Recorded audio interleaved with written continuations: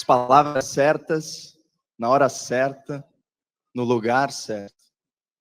Essa é a chave por uma comunicação eficiente, persuasiva e vencedora.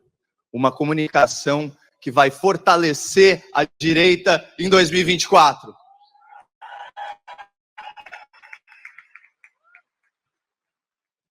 É um prazer imenso estar aqui, nesse que é o maior fórum do conservadorismo político no Brasil, sendo prestigiado por gente que veio do país inteiro, esse país que eu amo e que eu quero ver prosperar. Agora, a gente não vai conseguir nada disso sem comunicação. Vocês sabem quem é Roberto Campos? Roberto Campos foi um homem com uma biografia riquíssima, um grande intelectual. Ele foi deputado, senador, ministro, foi ministro do Planejamento sob Castelo Branco. Ele planejou a infraestrutura que interiorizou o Brasil. Ele esteve envolvido no BNDES, no Banco Central, no FGTS. Muito do que a gente vive hoje veio da cabeça do Roberto Campos. Contudo, até ele, até uma mente brilhante, até um intelectual que era uma sumidade na sua área, em teologia, filosofia, economia, o que ele disse para a gente? Que ele cometeu o único pecado que a política não perdoa. Vocês sabem qual que é ele? Ele disse a verdade antes do tempo. Lembra da tônica da minha palestra? As palavras certas, na hora certa, no lugar certo. Ninguém está imune a isso, pessoal. Ninguém. E todo mundo conhece muito João 8:23. E conhecereis a verdade. Ótimo. Só conhecer a verdade é diferente de ter contato com a verdade, pessoal.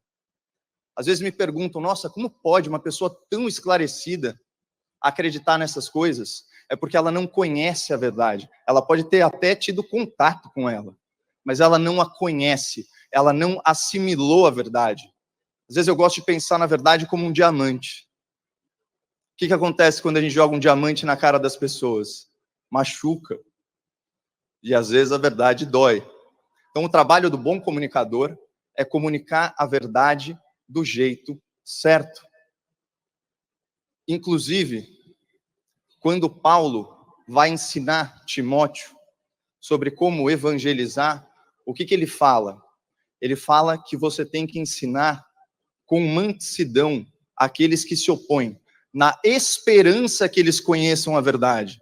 Porque Paulo, na sua divina sabedoria, ele entende que o despertar intelectual, emocional e espiritual é um processo interno. Ou seja, você mostra a verdade para a pessoa na esperança que ela desperte. Daí a importância da comunicação.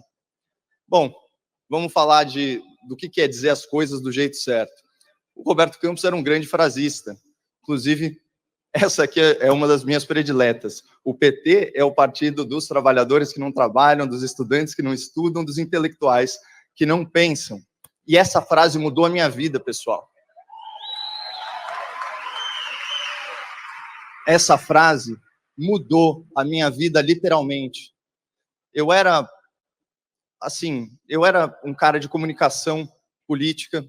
Eu tinha um canal no YouTube, tinha só 10 vídeos. Por muita sorte, eu fui convidado a participar de um programa na rádio. E eu fiquei matutando sobre o que eu ia falar nesse programa. Falei, acho que eu vou botar alguma coisa do Roberto Campos. E isso ficou na minha cabeça. Eu queria mostrar para vocês, hoje é um dia muito especial para mim, eu queria compartilhar com vocês um marco. Hoje é a minha 100ª palestra. E eu só estou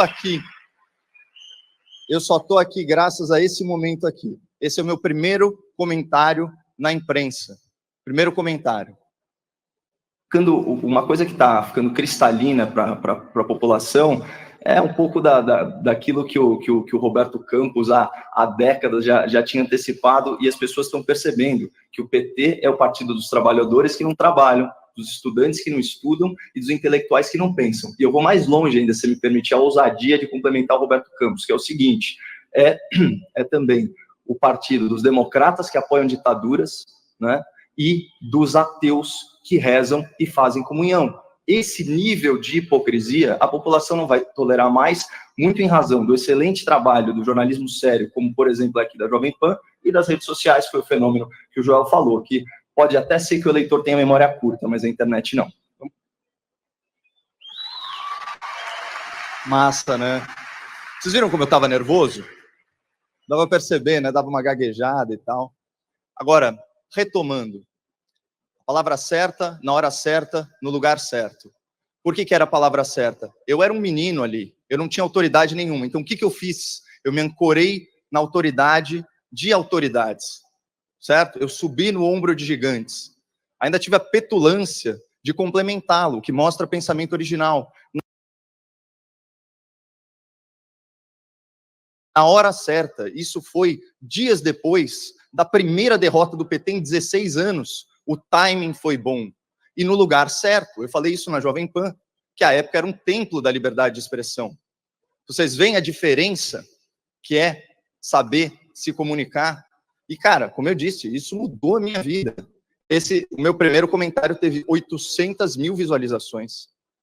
E aí eu percebi, opa, aqui tem um método. Eu vou atrás de sabedoria, acrescento um pensamento original e fecho de uma forma marcante.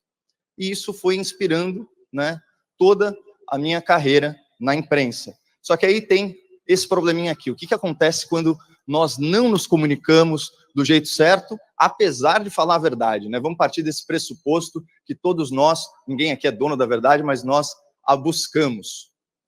Acontece isso aqui, ó, pessoal. Ah, isso aqui também. Acontece isso aqui. Espera aí. Aqui. Vamos fazer um estudo de caso. Começar pelos fatos, tá? Tema super delicado de saúde pública. Então, a prevalência do vírus HIV na população homossexual masculina. Vamos falar os fatos segundo a grande imprensa. Então, o que o G1 mostra aqui pra gente? Que em 12 cidades brasileiras, 1 em cada 5 homens que fazem sexo com homens tem HIV. Isso é ciência, pessoal. Isso é ciência. Também a Folha de São Paulo, corroborando isso, fala que em São Paulo, 1 em cada 4 homens que transam com homens tem HIV. A taxa certa, o índice é 24,8%. Eu tenho certeza que alguns de vocês estão chocados com essa informação, nunca ouviram falar, é uma informação que é varrida para debaixo do tapete no debate público. Outra coisa, a revista Medicine publicou um estudo científico encomendado pelo Ministério da Saúde, e ali fala, no último parágrafo, que nos últimos 10 anos, certo? A AIDS entre homens que transam com homens no Brasil cresceu 31% em comparação com a população em geral, tá?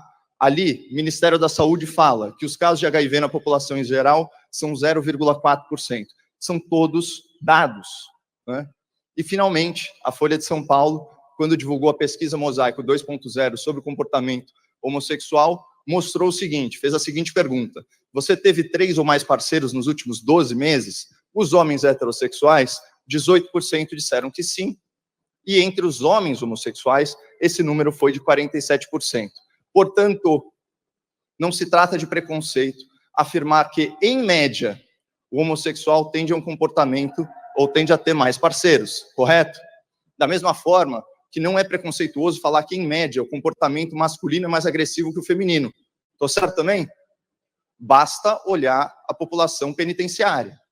Você vai ver os crimes violentos, grande maioria é masculino. O que seria preconceito? Seria falar que todo homem é agressivo, que todo homem é, aspas, um estuprador em potencial, ou você falar que todo gay é promíscuo. Isso é preconceito. Mas isso aqui é ciência estatística. E a definição do dicionário é muito clara. O que é promíscuo? Que mantém relações sexuais com muitos parceiros. Mas olha o que aconteceu com um colega meu que não seguiu a regra das palavras certas. Leandro Narlock, sabem quem é? Então, esse cara também é um intelectual contemporâneo, é autor best-seller do Guia Politicamente Incorreto da História do Brasil. E vejam só o que ele falou. Eu já acompanhei vocês por todos os dados, certo? Ele vai repeti-los, tá? E qual que era o contexto? Ele estava, inclusive, apoiando uma decisão do STF, certo? Que obrigou a Anvisa a retirar a restrição à doação de sangue por homens homossexuais. Vejam o que ele disse. Ok, para repercutir isso, Loki, ainda bem, né? Sim, a mudança, na verdade, é pequena, assim, né? Ela vai restringir mais a conduta e não o tipo de pessoa, né? A opção sexual do indivíduo. Toda essa polêmica começou porque, não há dúvida disso, os homens gays, eles têm uma chance muito maior de ter AIDS, né? Em 2018, uma pesquisa mostrou que 25% dos gays de São Paulo eram portadores de HIV. Mesmo que esse número seja exagerado, de fato ele parece mesmo exagerado, o fato é que é dezenas de vezes maior a chance do que na população em geral. O problema, a questão é que outros critérios para exclusão, eles já restringem aí os gays que têm comportamento promíscuo, né? A regra como estava agora, ela estava muito injusta com os gays, por exemplo, que se cuidavam, que faziam sexo protegido, ou então que tinham um parceiro só durante toda a vida. E se você simplesmente fizer uma regra, como já existe em vários hemocentros, que excluem as pessoas que têm muitos parceiros sexuais ou sexo sem camisinha, você já retira todo o problema. Então, aí é uma pequena mudança e, sim, muito boa. Valeu, Narlock. Obrigado. Bom, Após comentários homofóbicos, CNN demite Leandro Narlock, demitido da CNN após fala homofóbica, blá, blá, blá. Pessoal, é difícil perceber o que ele falou errado, porque aqui a gente não padece da síndrome da pior interpretação possível. Mas, essencialmente, o que aconteceu aí foi que ele revelou a verdade de uma forma que incomodou. E qualquer pretexto já seria suficiente para afastá-lo do debate público. Aqui, no caso, ele errou uma palavra. Ao invés de falar orientação sexual, ele falou opção sexual. Só que eu fiz questão, quando eu tive a oportunidade de, na mesma emissora, falar a mesma coisa. A Anvisa, a Agência Nacional de Vigilância Sanitária, ela retirou a restrição que impedia a doação de sangue por homens que tiveram relação sexual com outros homens, certo? O autor best-seller, Leandro Narlock, na qualidade de analista, se manifestou favoravelmente a essa medida, inclusive classificando-a como, aspas, muito boa. Pelos seus comentários, o Narlock foi taxado de homofóbico e preconceituoso. Acusações que são bem distantes da realidade. Ele teve prejuízos financeiros por causa do episódio, que afetou, inclusive, a sua vida profissional. Uma das alegações da militância LGBTQIA+, é que o jornalista usou uma terminologia inapropriada. O correto seria orientação sexual ao invés de opção sexual. Leandro Narlock foi acusado de associar a homossexualidade à promiscuidade. Uma acusação que não resiste a uma simples interpretação gramatical e de texto. Disseram que o Narlock estava equivocado quanto aos números, mas o estudo citado ele foi encomendado pelo próprio Ministério da Saúde, publicado numa revista científica especializada e amplamente divulgado pela imprensa. Agora, se o jornalista Leandro Narlock foi preciso na sua citação dos dados, onde que está o problema? É na ideia de que as informações por ele veiculadas, embora verdadeiras, têm o potencial, ou teriam o potencial, de estigmatizar a população LGBT. E por causa disso, a reação histriônica de uma militância que admite colocar os fatos em segundo plano, uma militância que cancelou o nosso colega. Bom, vamos lembrar da regra. As palavras certas, obrigado. As palavras certas na hora certa, no lugar certo. Eu citei tudo que ele disse. Esse comentário, na verdade, tem 5 minutos, pessoal. Isso aqui é um recorte de 1 minuto. Ele tem 5 minutos. Eu li todos os dados. Eu li a fala dele, entre aspas. E olha o que está escrito aqui. Como evitar o linchamento na internet. Ou seja, era o momento certo de comentar isso, né? E não só isso. Vocês viram a hora que eu falo que ele teve prejuízos financeiros e que isso afetou a vida profissional dele? Eu evitei falar o assunto óbvio, que ele foi afastado da emissora. Por quê? Porque eu estava naquela emissora e não era de bom tom, aquele não era o momento de falar isso, né? Então, esse é o tipo de cuidado que a gente tem que ter. Então, o que eu quero que fique gravado aqui na cabeça de vocês é que a mesma informação, ela gera reações muito, muito diferentes quando ela é falada do jeito certo. Essencialmente, é isso. E nunca, eu acho que aqui vocês vão todos concordar comigo, nunca foi tão útil, foi tão urgente saber se comunicar. O que vai rolar esse ano, pessoal? Eleição. essa é a hora da gente saber se comunicar, né? É muito importante que os candidatos, os pré-candidatos, a direita em geral, use as palavras certas, na hora certa, do jeito certo. E assim, eu fico vendo a comunicação de alguns pré-candidatos e chega a ser desesperador. E eu fico olhando... Gente, é muito fácil fazer oposição. Eu olho uma foto dessa, é muito fácil fazer oposição a isso. Olha essa foto, o cara tá de vermelho. A nossa bandeira é vermelha? Não. Você sabe por que essa bandeira é vermelha? Porque ela romantiza a violência. Isso é vermelho de sangue, de revolução armada, para instauração de regimes ditatoriais de matiz socialista. Isso é uma romantização da violência. É uma expressão do extremismo político. E é reacionário. Está falando do movimento que invade terra. Isso é contra a lei. Olha como é fácil fazer. Aí esse é o governo que chama, né, os nossos heróis da agricultura e da pecuária de ogronegócio. Um presidente que sai de mão dada com Macron, que relativiza a soberania na Europa, que fala que comprar soja brasileira é incentivar desmatamento. Olha quanta coisa numa foto só. O que mostra, o ponto desse slide, é fácil fazer oposição, mas a direita é amadora em comunicação. Olha quanta audiência a gente tem. Vocês sabiam que dos 20 parlamentares no Brasil, mais seguidos nas redes, só um é ligado ao governo Lula? Olha quanta gente a gente consegue colocar nas ruas. E ainda assim, politicamente, a gente vê vitória atrás de vitória do outro lado. Então, sobra audiência, falta conversão, sobra engajamento, falta mobilização, sobra pauta e falta conteúdo. Falta conteúdo de qualidade. Falta muito conteúdo de qualidade. E é o seguinte, agora já indo um pouco para a questão mais prática, né, dos candidatos. São 3 pilares que vão fazer uma campanha vencedora. Então, por favor, você que é pré-candidato ou que está envolvido em campanhas, preste muita atenção. A primeira é mentalidade, uma mentalidade essencialista, de focar naquilo que realmente interessa, de não gastar energia em eventos que não fazem sentido, e principalmente ter uma cabeça digital. No digital, em 1 hora, com as ferramentas certas, você alcança 1.000, 10.000, até 100.000 pessoas. 100.000 pessoas. Eu tenho a honra de ser o autor do maior abaixo-assinado da história política do Brasil. São 4.800.000 assinaturas pela análise dos pedidos de impeachment em desfavor do senhor Alexandre de Moraes. Isso foi feito sem 1 centavo de impulsionamento, falando a palavra certa na hora certa, do jeito certo. Só que aí a gente caiu naquele problema. Olha, a gente tem mobilização, a gente tem engajamento, mas a gente não tem mobilização. Eu também sofro com isso. Outra coisa, uma campanha, pessoal, é como se fosse um funil digital. Você joga o seu conteúdo para o mundo, você impulsiona ele, você tem a sua audiência. Você tem que transformar essa audiência em seguidor. O seu seguidor tem que virar um cadastrado, ele tem que estar no seu celular. E aí, esse cadastrado vai virar o seu voluntário. E esses voluntários, esses seguidores, essa audiência, lá no final, na hora certa, você vai converter em voto. Então, essa é a mentalidade, uma mentalidade técnica, com processos de criação. Quem aí não sabe o que é copyright?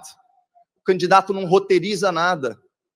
Por que o Leandro Narlock sofreu naquele momento? Porque ele estava falando de um assunto super complexo, escolhendo as palavras, ele não encadeou as ideias com eloquência suficiente para fazer uma defesa do seu ponto de vista. Então, você tem que roteirizar o seu discurso, ter pontos, fazer a coisa bem organizada, isso é muito importante. Saber interagir com os seus seguidores, né? Saber divulgar. E, finalmente, pessoal, quem for candidato a vereador, a prefeito, nacionalizem a campanha.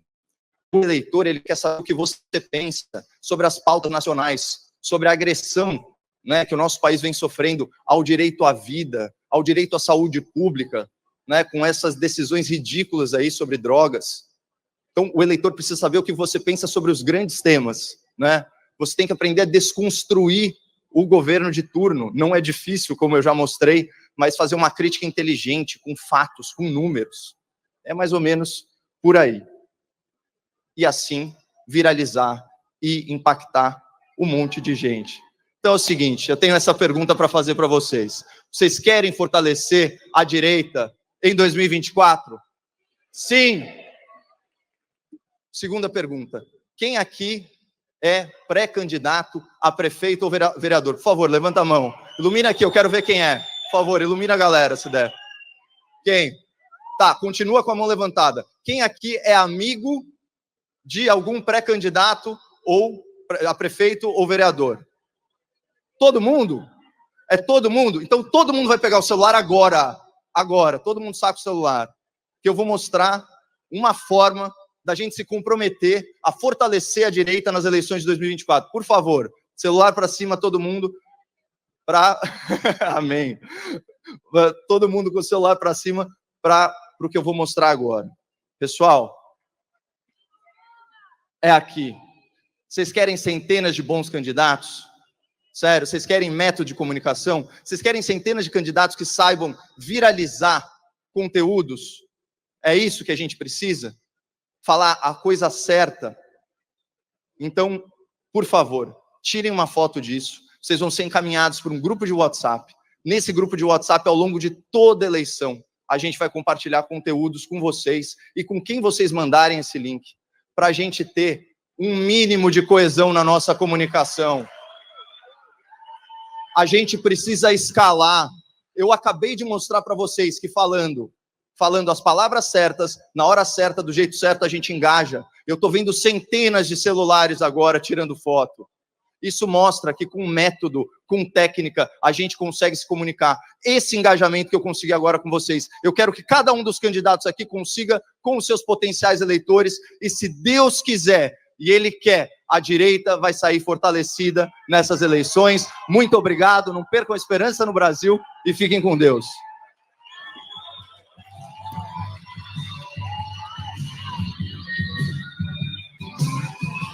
I was born